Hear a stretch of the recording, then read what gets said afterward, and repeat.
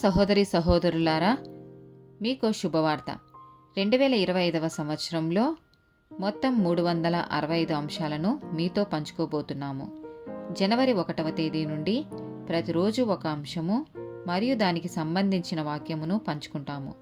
దయచేసి ఆ వాక్యములను వినండి, ధ్యానించండి మరియు ఆశీర్వదించబడండి. దయచేసి సబ్స్క్రైబ్ చేయండి మరియు మీ స్నేహితులతో పంచుకోండి. ధన్యవాదాలు.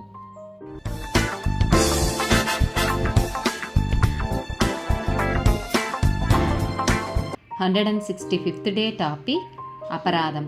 కీర్తనల గ్రంథము 32వ అధ్యాయము 5వ వచనము. నా దోషమును కప్పుకొనక నీ ఎదుట నా పాపము ఒప్పుకొంటిని. యెహోవా సన్నిధిని నా అతిక్రమములు ఒప్పుకొందుననుకుంటిని. నీవు నా పాప దోషమును పరిహరించి ఉన్నావు. మొదటి యోహాను పత్రిక 1వ అధ్యాయము 9వ వచనము. మన పాపములను మనము ఒప్పుకొనిన ఎడల ఆయన నమ్మదగిన వాడును నీతిమంతుడును గనుక ఆయన మన పాపములను క్షమించి సమస్త దుర్నీతి నుండి మనలను పవిత్రులుగా చేయును.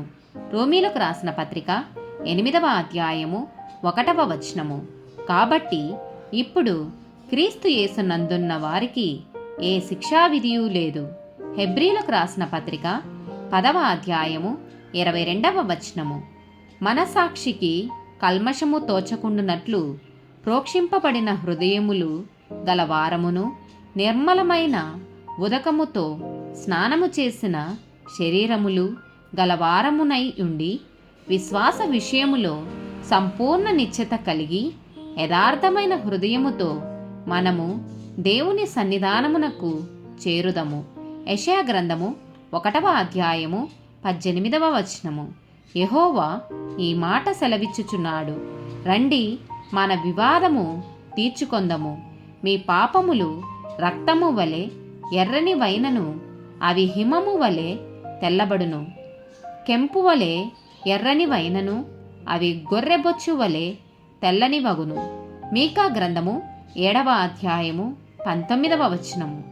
ఆయన మరలా మన యందు జాలిపడును, మన దోషములను అణచివేయును.